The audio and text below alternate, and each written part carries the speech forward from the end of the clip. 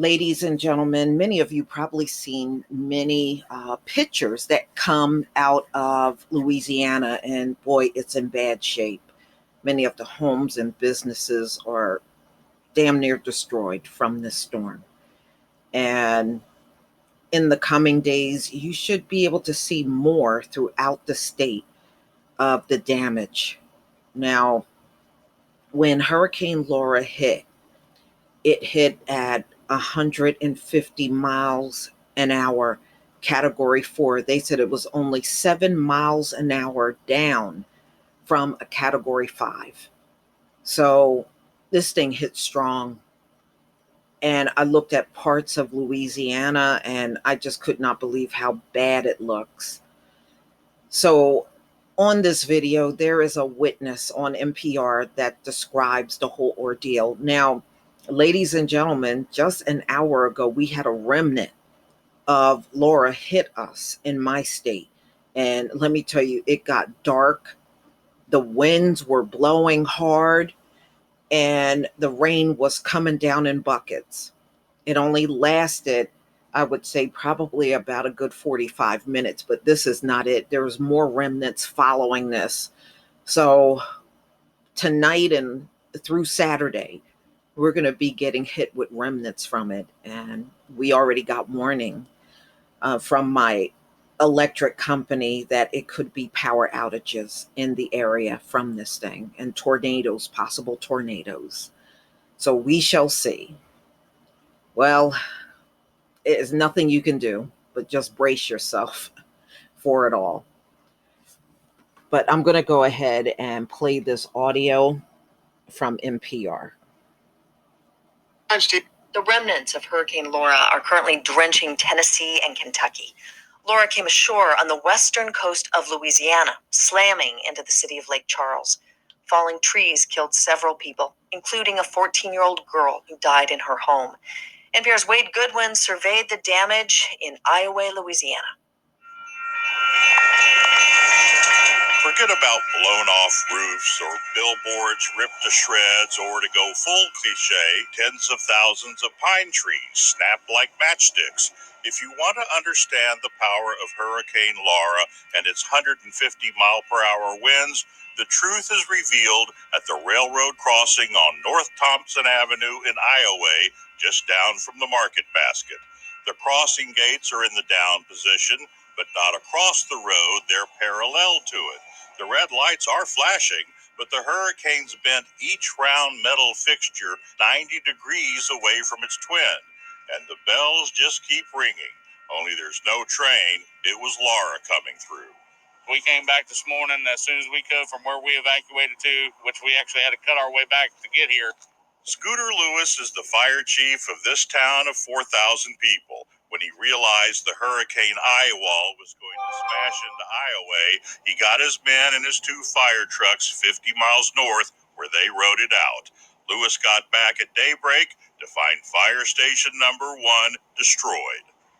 It tore the brick off, it tore the roof off, it lifted the truck bay's roof. I mean, it tore everything. I have a skylight in my truck bay now. A couple of miles away is a mobile home park. If you want to pick a place to ride out a Category 4 hurricane, there are few places less desirable. My wife went, she got a motel. I said, I'm going to stay here. Greg Lewis lost his nerve just after 1 a.m.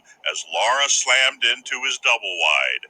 With nowhere to run and no place inside to hide, he went outside and crouched down behind his brick and concrete steps. And that's where he stayed for the next 9 hours, getting hammered by the wind-blown rain. It was the noisiest I have ever heard in my life, and it never quit. The tornadoes was come through, I could hear them coming. And all I was thinking about was to rip these steps off. Was there a moment when you were regretting your choices? Every minute. I won't do it again. A few doors down, Lou Summers hosted 8 people and 6 dogs in her mobile home. She says the dogs had been antsy all day Wednesday, then got on the master bed as the storm hit. I mean, you almost felt like the whole mobile home did it like a roller coaster. I mean, you just felt pressure everywhere. And I have a pantry in there where I put 4 ladies. Three ladies. And then the rest of us laid in the hallway. And it was horrible. But Hurricane Laura didn't really care what type of house you lived in. South of Lake Charles, Patrick Wright is cutting branches off a massive tree that has crushed his dad's pickup. We could feel the house shaking, the water, the roof, we could feel it get pulled off, then the water started coming in. It was very different. I was here for a little bit of Rita. Last time when that happened, 2005, they were about the water. This time it's more, as you can see, the wind just tore everything up. The damage from Hurricane Laura is expected to be counted in the billions of dollars. Wade Goodwin, NPR News, Iowa, Louisiana. Oh yeah, you know what? They're going to have contractors down there cleaning that place up probably for the next couple of years. You're talking about statewide damage, ladies and gentlemen. It's not just in one location. It's damage all throughout Louisiana. And I was looking at a drone shot.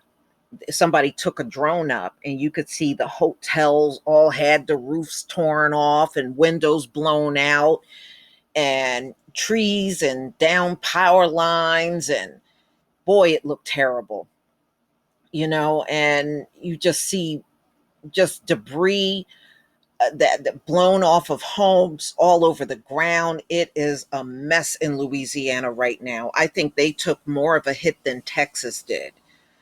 So if Texas did get it, it had to be the parts that bordered Louisiana that got it. But as a whole, Texas overall is a lot more better off than Louisiana after Laura. So I was looking at another news article. Puerto Rico just got hit by another tropical storm, and there's a lot of flooding and everything there right now. So they just got hit. I mean, they said it was going to be a very active season. The meteorologist said this was going to be a very active season, and it is. So that tropical storm that just hit Puerto Rico, I don't know if it's going to be heading to the United States or not. I got to go and follow up on that story. But look at everything that's happening. We all know about the pandemic. We know the economy's in a recession. The natural disasters are happening. You got the major fire in California. Drug addiction deaths are still skyrocketing through the country. It's a lot going on in America. And if an economy is in a recession, these natural disasters will only make things worse. It's only going to get worse with this. But my prayers go out to anybody that is in Louisiana right now and you lost your home, or you can't go back to your home because of all the damage. I sure hope you have somewhere to go. And, I was listening to the governor and he was talking about how tough it is now, not only from the hurricane, but you got to move people in a population that during the time of COVID-19, and that's just another way for the virus to spread, because people got to be moved. I mean, look at some of these homes. They are beyond destroyed. Just looking at the ones in this picture. A lot of these homes, you just can't go back and live in these structures when they're this weakened. So it's going to be a lot of people displaced. They said this one was a lot stronger than Katrina. And Hurricane Laura was 400 miles wide, 150-mile-an-hour wind. Boy, they took a beating. They really did. But y'all, please tell me what you think.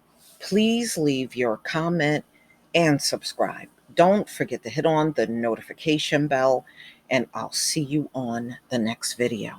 Peace, family.